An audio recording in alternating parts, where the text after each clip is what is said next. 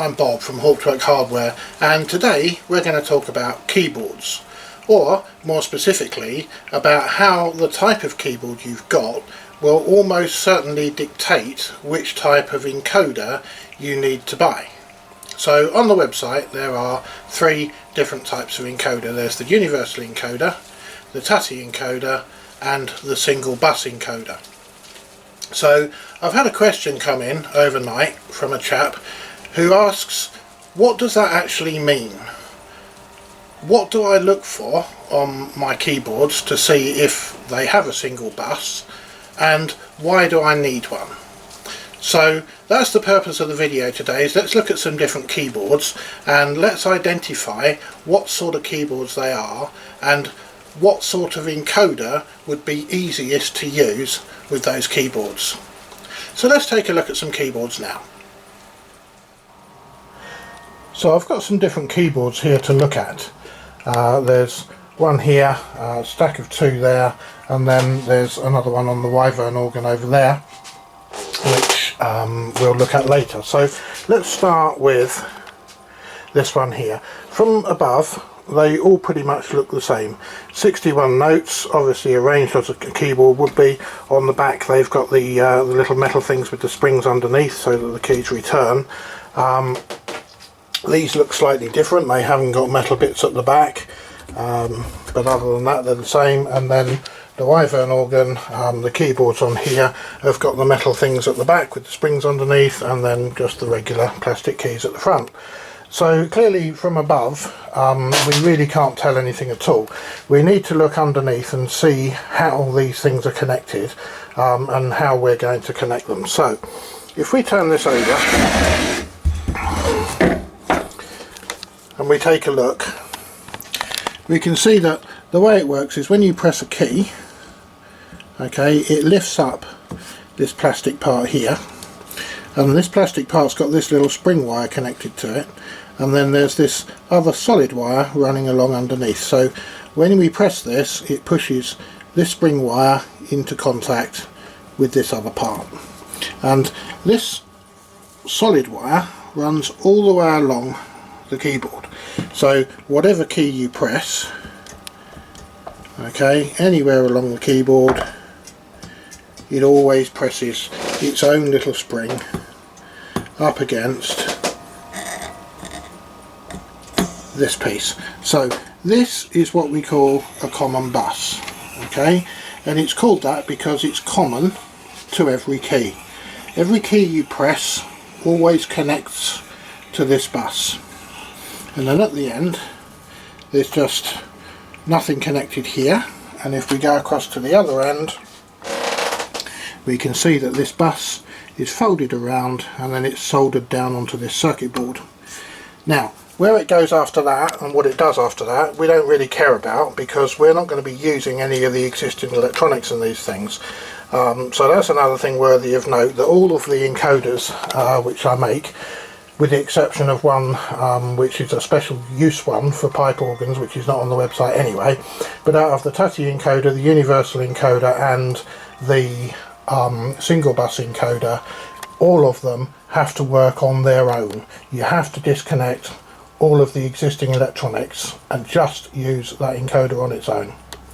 So that's how you can tell if you've got a single bus keyboard, and if you have, then the easiest way to connect that is to use the single bus encoder, because you simply connect a wire from that bus onto the encoder where it says bus 1, bus 2, bus 3 and bus 4, so that's for 4 different keyboards. So obviously the first one will go to bus 0 or bus 1, and then each of these, for every key, you just connect a wire from one of those to the corresponding point on the single bus encoder, and they're labelled with their names C, C sharp, D, etc. all the way up the keyboard. So that makes it nice and easy to use. But what if you don't want to use a single bus encoder, but you've got a keyboard with a single bus? What are the options there, and do you have to use a single bus encoder? Well, the answer is that it depends on the construction of the keyboard. If we take a look at these two keyboards over here, these are actual single bus keyboards as well. So their construction is very different if we turn them upside down, which is quite tricky to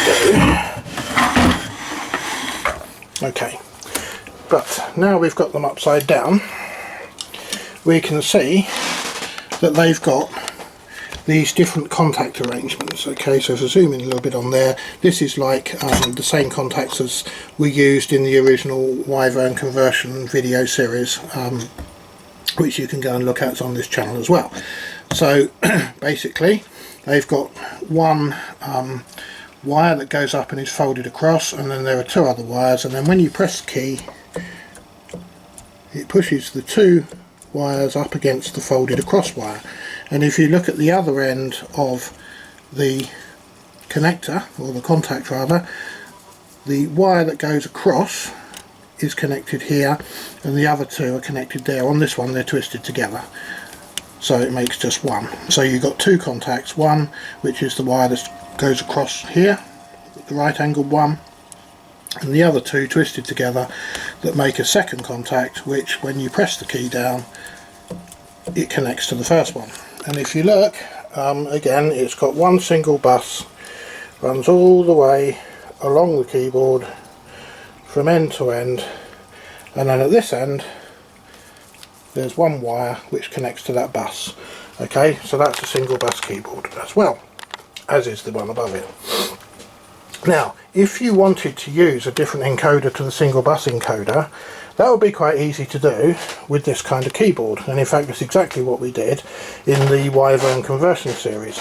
Because if you look at it, if you wanted to split this into 12s, which you would have to do if you wanted to use the universal encoder, because that works by octaves, so there are 12 notes in an octave, so you have to use these as groups of 12. So on one keyboard you'd have 5 groups of 12 plus the top C on its own, which is effectively a 6th group of 12, even though there's only one note in it.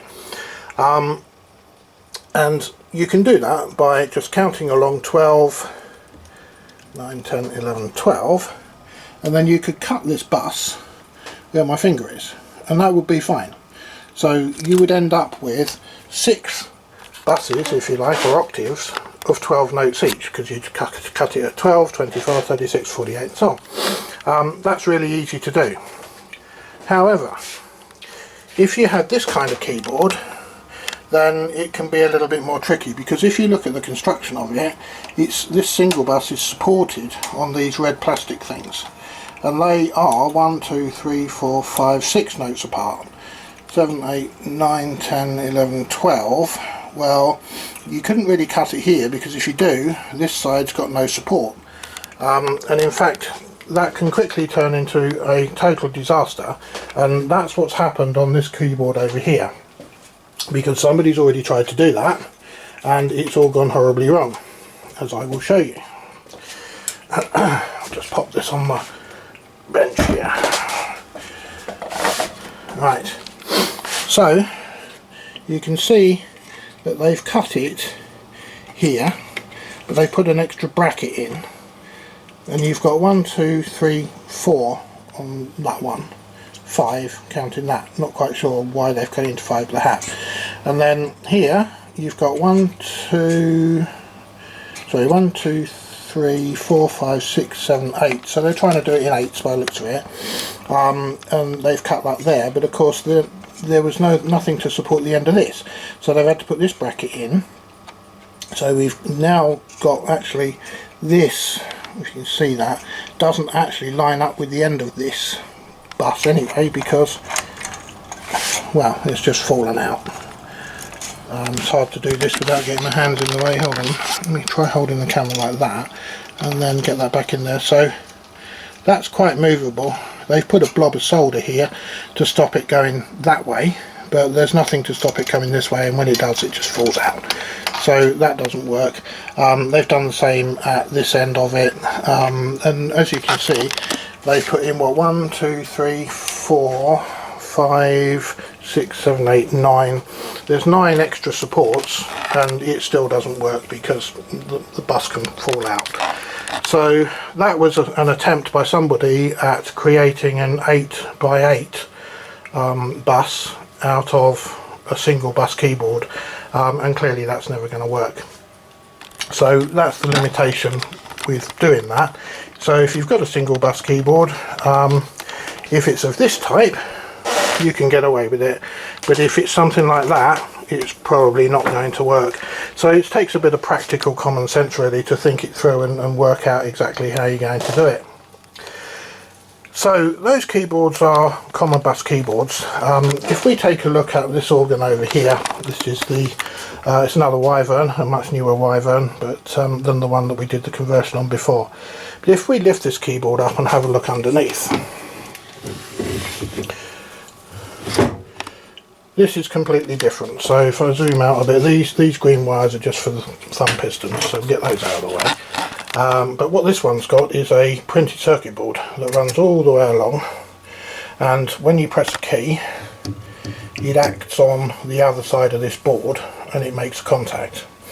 Now this board has got diodes on it, so that gives us a clue that it's a matrix. And also at this end, it's only got one connector, and there are 16 pins on that connector.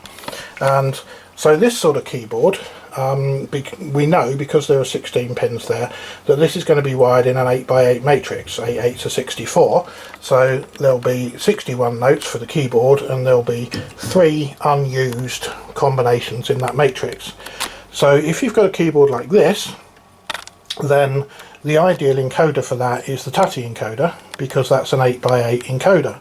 And then all you would need to do is get a Tutty breakout board, which has got the 16 connections, and then you just connect the 16 connections from here onto the Tutty breakout board, which sounds easy. But what you need to do first is work out which ones of these connections connect to which ones of the connections on the Tutty breakout board, because every manufacturer tends to do these differently. So that's why we have the breakout boards, and you can kind of figure it out from there. So let's take a closer look at one of these circuit boards and see exactly how that works. So I've removed this circuit board from the bottom of that keyboard that we were just looking at, and if we take a closer look, so you can see it's got these diodes on it, and they carry on all the way down the board. It's got this connector. They've actually used, this is an integrated circuit socket. It was an old trick years ago. They'd use one of those as an easy 16 pin connector, and provided you didn't actually unplug it back in at any point, they tended to be quite reliable, but it's not really the way we'd do it nowadays. Anyway, that's where you connect to the thing, and then it's got these little rubber bits sticking through the board. So if we turn this over, we can see that we've got all of these connections along the board in green with solder points where the diodes are. This obviously is where that 16-way socket is, and then we've got these rubber things all the way along, which if you press on them, they squash down quite easily, which is kind of hard to see, but there you go. And the keys, when you press a key, the key presses down onto one of these.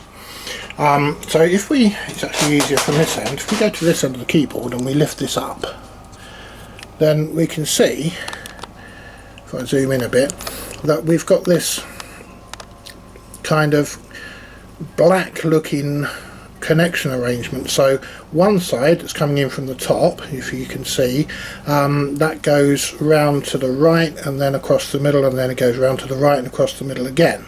But it's not actually touching the bit on the left. That's connected to the bottom, which does the same similar sort of thing, goes to the left and round to the middle, and then it goes out and round to the left and round to the middle again.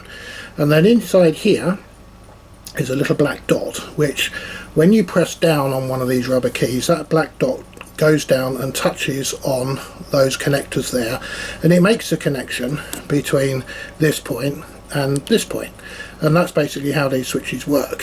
So that's what we've got here. So what we can do with these is to figure out what all the connections are and how the matrix is put together. Okay, so we've looked at the keyboards physically, and we've gone over the 3 types. There's the single bus, the 12 by however many, 6 usually, and the 8 by 8. But let's take a look at these just on some paper here and see which ones go with which encoders for ease of use really. So the 12 by 6, which is in octaves, that's used, you'll find those in some Yamaha organs if you decide to midify any of those, and a few of the earlier other Japanese manufacturers tended to do this 12 by 6 arrangement. And that means that you'll have 18 wires coming out of that. That's how you can identify these, because you've got 6 buses, if you want, 6 commons, 6 octaves, whatever you want to call them, which gives you 6 wires, and then there are 12 wires going to each one of those 6. So you're well, actually there's 12 going to 5 of them and 1 going to 6, because the top C is always on its own. So you've got 12 wires for that, and 6 wires for that side, giving you 18 wires in total. And if it's a keyboard already manufactured on the organ, then there will be diodes included in these anyway. So that saves you a bunch of work. So if you've got 18 wires coming out of the thing, or a socket with maybe 20 pins in it, have a look at the circuit board, you'll probably find only 18 are connected. That's how that you can identify those keyboards. Now, the only encoder that will work with that is the universal encoder, because that is designed to work in groups of 12 or octaves. So if you've got that keyboard, unless you're going to start messing around and changing these buses, then that's what you're stuck with. You have to use the universal encoder for that one. The next one is the 8x8 matrix, and you'll find this in most modern-ish organs. When I say modern, anything digital. So usually from, I don't know, what, about 1992, 93, something like that. Anything newer than that, you're going to find these in. You can identify them because they're going to have 16 wires coming out. There are 8 separate buses, and each one of those has got 8 notes or wires coming out of it, if you like. They won't be wires, they're usually done on printed circuit boards like that long board that we looked at, which will give you the 16 total connections. And if you've got those, the easiest way is to connect those to a Tutty encoder using a Tutty breakout board, which also has 16 connections. It's arranged in 8 rows and 8 columns. Now, as I said before, these are all wired differently, the actual sockets on these boards. So if you have a look at the Tutty instruction manual, the Tutty user manual, if you go to page 7, you can download it free from the website, hawkworkhardware.com. If you go to the downloads page and then download the manual for the Tutty full organ encoder, on page 7, it gives you this full circuit diagram, and it shows you exactly how it works with all the diodes and everything else. So obviously I'm not going to sit and draw all that because I'll be here for ages, but if you want to see that, then download that manual, have a look at page 7, and it explains exactly how it works, and then you can apply that to your circuit board and work out which connections go where. I'm going to do a video in the future about how you do that, because it can be a bit confusing, I think, sometimes, and I've been caught out once or twice and got it wrong. So I think it's a good idea to actually have a look at one of those, and we'll work that one out together. That won't be for a little while yet, but that video will be coming. But if you've got 16 wires, it's an 8x8, you've got the diodes already on the board, then this is all you need to connect it to a Tutty encoder. If it's 8x8, you have to use the Tutty encoder, because that is the only one that we do that will work in an 8x8 matrix. That's the only configuration that it uses. The universal encoder, as we said, that's 12 by something, so obviously that's the 8s aren't going to work with that. You can't use that. You're going to have to use the Tutty encoder. Then the other one we looked at was the single bus, wherever it is. Where did I draw that? Here we are. Okay, so the single bus keyboard, single bus or common bus. So you've got one connection to every single key all the way along one side. So one side of all the keys are connected together. That is the single bus. So you have one wire coming from that, and then there's one wire from every key, and normally they don't have diodes on. Sometimes they do, but normally they don't. So you end up with a bunch of 61 wires. So 61 wires, one per key, which gives you 62 wires in total. So if you've got that, then the easiest way is to use the common bus single bus encoder. Now that has 4 sets of 61 inputs, so you could use 4 manuals, or you would normally have 2 manuals, one for the pedals, of which you're only going to use 32, and then another one for the stops, and the stops will be wired exactly the same way. It'll have one wire to one side of all the stops, and you'll get one coming from the other side. All the diodes and everything are taken care of. They're on the circuit board for single bus encoder. You don't need to care about that. So literally, if you've got an organ that's wired like this, you can just chop these wires off, leaving enough length to do it, and then just solder them onto the single bus encoder. But that is the only way that the single bus encoder will work, and it has only got enough inputs for 4 sets of 61. So really it's for smaller organs. If you've got a 3 manual organ with kind of 75 stops or something, and a bunch of pistons and blah blah blah, and that's wired up as single bus, then honestly the best way is probably to convert it to an 8x8 by cutting this single bus, if you can. If you can't, well, it depends on the design of the keyboard, as we looked at it previously. But if you can convert that into 8x8s, then use the Tutty encoder, because then you only need one encoder for the whole organ, and that's just going to work just fine. But for smaller organs, this is the easy way. So I hope that explains it, which encoders go with which keyboards, and what all the terms mean, and how you can recognise them. And I will do another video on the 8x8 keyboards and how we identify those connections at some point in the future, but as I say, that's not just yet, because I've got a few other jobs to get completed first. So as usual, thanks for watching. If you found it useful, it would be doing me a great favour if you could hit the like button and subscribe to the channel, because that lets YouTube know that you're enjoying my content and that you'd like some more. So until next time, thanks very much for watching.